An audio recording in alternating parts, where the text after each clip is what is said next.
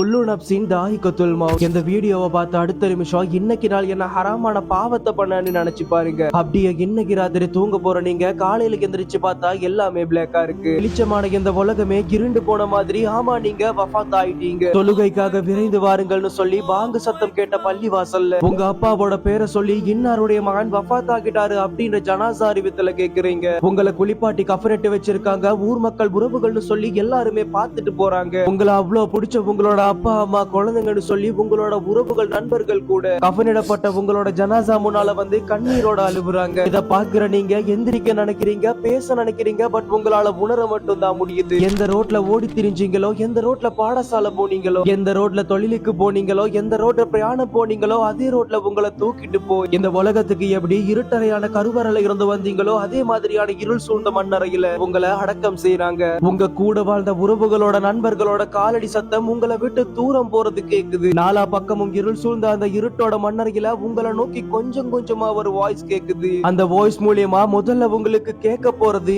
மன்றப்புக்க. இவ்வளவுதாங்க வாழ்க்கை. நம்ம கிட்ட எவ்வளவுதான் பணம் பதவி பவர்னு சொல்லி எல்லாமே இருந்தாலும் மரணம் அப்படின்ற நம்மளோட மௌத்தை மாத்தவும் முடியாது, ஒளியவும் முடியாது, அடைஞ்சேதான் ஆகணும். அப்படிப்பட்ட நிரந்தரமே இல்லாத இந்த உலக வாழ்க்கைன்னு சொல்லி தெரிஞ்சுமே கூட எதுக்கு சண்டைகள் பிரிவுகள்னு சொல்லி குடும்ப உறவுகளை பிரிஞ்சு வாழணும், மத்தவங்க மேல பொறாமப்படணும். இஸ்லாம் சொன்ன பிரகாரம் இல்லாம பாவங்களோடையும் ஹராத்தோடையும் வட்டியோடையும் விபச்சாரத்தோடையும் இஸ்லாம் தடுத்து ஹராமானதா சொன்ன எல்லாத்தையுமே நிரந்தரமா நினைச்சு வாழணும். நம்மளோட வாழ்க்கையில ஒவ்வொரு நாளும் ஒவ்வொரு பாவங்களை செய்யும் போது இந்த விஷயத்த நினைச்சு பாருங்க. இன்னைக்கு நான் வஃபாத் ஆகிட்டா, இந்த செகண்ட் எனக்கு மவுத்து வந்துருச்சுன்னா எந்த கேவலமான நிலையில வஃபாத் ஆகுவேன்னு நினைச்சு பாருங்க. பாவங்கள் பண்ண நிலைமையில மவுத்து வந்தா பாவங்களோடைய எழுப்பப்படுவோம். விபச்சாரம் பண்ண நிலையில வஃபாத்தானா அதே நிலையில எழுப்பப்படுவோம். மது போதையோட வஃபாத்தானா மது போதையோட எழுப்பப்படுவோம். சொல்லாத நிலையில காஃபிரா வஃபாத்தானா காஃபிரான நிலையிலேயே எழுப்பப்படும்.